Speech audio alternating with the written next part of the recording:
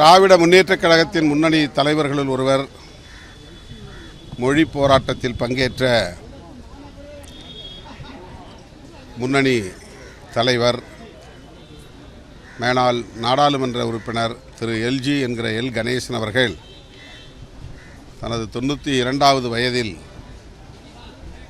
காலமாகியிருக்கிறார். அவருடைய மறைவு பெரும் துயரத்தை அளிக்கிறது. மாணவ பருவத்தில் அவர் இந்திய எதிர்ப்பு போராட்டத்தை முன்னின்று வழிநடத்தியவர், களம் கண்டவர். முத்தமிழறிஞர் கலைஞர் அவர்களுக்கு தோள் கொடுத்து துணை நின்றவர். அவருடைய மறைவு தமிழ் இனத்திற்கு நேர்ந்த ஒரு பேரிழப்பு. அவருக்கு எமது விடுதலை சிறுத்தைகள் கட்சியின் சார்பில் எமது செம்மாந்த வீர வணக்கத்தை செலுத்துகிறோம். அவரை இழந்து வாடுகிற குடும்பத்தினருக்கு எமது ஆழ்ந்த இரங்கலையும் தெரிவித்துக் கொள்கிறோம்.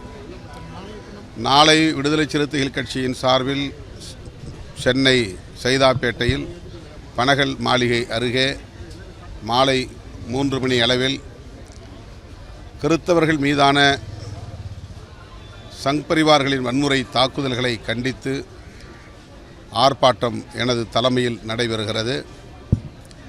கிறித்தவர்கள், இஸ்லாமியர்கள் ஆகிய சிறுபான்மை சமூகத்தினருக்கு எதிரான வெறுப்பு அரசியலை ஆழ விதைத்து வருகின்றனர். வட இந்திய மாநிலங்களில் பரப்ப பெற்ற இந்த வெறுப்பு அரசியல் இன்றைக்கு தமிழ்நாடு வரையில் விரிவடைந்திருக்கிறது. அண்மையில் நடந்த கிறிஸ்துமஸ் பெருவிழாவினையொட்டி ஏராளமான இடங்களில் கிறித்தவர்கள் திட்டமிட்ட தாக்குதலுக்கு ஆளாகியிருக்கிறார்கள். தேவாலயங்களை குறிவைத்து தாக்கியிருக்கிறார்கள். இந்த வன்முறை வெறியாட்டம் இந்திய ஒற்றுமைக்கு, ஒருமைப்பாட்டுக்கு பாதிப்பை ஏற்படுத்துவதாக உள்ளது. இந்திய அரசமைப்பு சட்டம் சிறுபான்மை மக்களுக்கு தருகிற பாதுகாப்பையும் தகர்ப்பதாக உள்ளது. இது தமிழ்நாட்டிலும் பரவுகிறதே என்கிற கவலை அதிகரிக்கிறது. எனவே சிறுபான்மை மக்களின் பாதுகாப்பை உறுதிப்படுத்த வலியுறுத்தியும் இத்தகைய வன்முறை வெறியாட்டங்களில் ஈடுபடுகிற மதவாத வெறுப்பு அரசியல் பயங்கரவாத கும்பலை கண்டிக்கவும் இந்த ஆர்ப்பாட்டத்தை ஒருங்கிணைக்கிறோம். ஜனநாயக சக்திகள் இந்த ஆர்ப்பாட்டத்தில் பரவலாக பங்கேற்க வேண்டும் என்று வேண்டுகோள் விடுக்கிறேன்.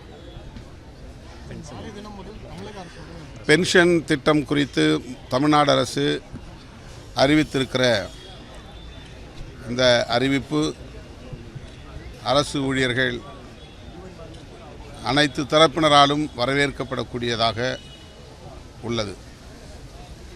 இதில் மீண்டும் அந்த கான்ட்ரிபியூட்டரி என்கிற பங்கேற்பு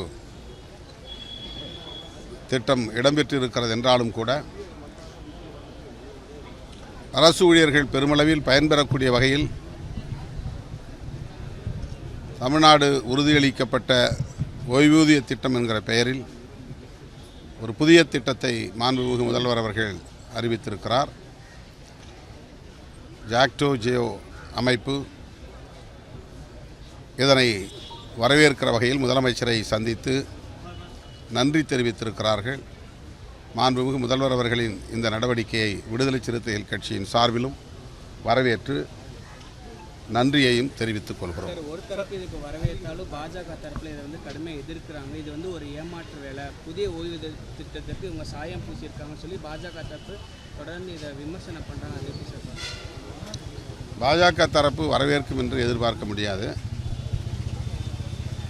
அவர்கள் அதிமுக இங்கே எதிர்க்கட்சி அல்ல, நாங்கள் தான் எதிர்க்கட்சி என்று காட்டுவதில் முனைப்புடன் செயல்படுகிறார்கள். அதிலே ஒரு நடவடிக்கையாக இதை நான் பார்க்கிறேன். சார், இப்போ நிறைய ஓய்வூதிய திட்டத்தை கூட அமல்படுத்தினாலும் தூய்மை பணியாளர்கள் இதுவரைக்கும் பேச்சுவார்த்தை நடத்தலன்னு சொல்லிட்டு கடுமையாக போராட்டம் பண்ணிட்டு வராங்க. இடைநிலை ஆசிரியர்களும் ஒருபுறம் போராடி கொண்டிருக்கிறார்கள். சம வேலை, சம ஊதியம் வழங்க வேண்டும் என்கிற அந்த கோரிக்கையை தமிழ்நாடு அரசு பரிசீலிக்க வேண்டும். அவர்களுக்கு 10 ஆண்டுகளுக்கு மேற்பட்ட நிலுவை ஊதிய உயர்வுக்கான நிலுவை இருப்பதாக சொல்லுகிறார்கள். அவ்வளவையும் இப்போது நிறைவேற்ற முடியாவிட்டாலும் கூட 5 அல்லது 6 ஆண்டுகளுக்கான நிலுவைத் தொகையை முதலில் வழங்குவதற்கு அரசு முன்வர வேண்டும் என்கிற கருத்தையும் அவர்கள் முன்வைத்திருக்கிறார்கள். எனவே இடைநிலை ஆசிரியர்களின் சமவேளை சம ஊதியம் என்கிற அந்த கோரிக்கைக்கு 6வது ஊதியக் குழுவினால் ஏற்பட்ட இந்த முரண்களை களையக்கூடிய வகையில் அரசு உரிய நடவடிக்கைகளை மேற்கொள்ள வேண்டும்.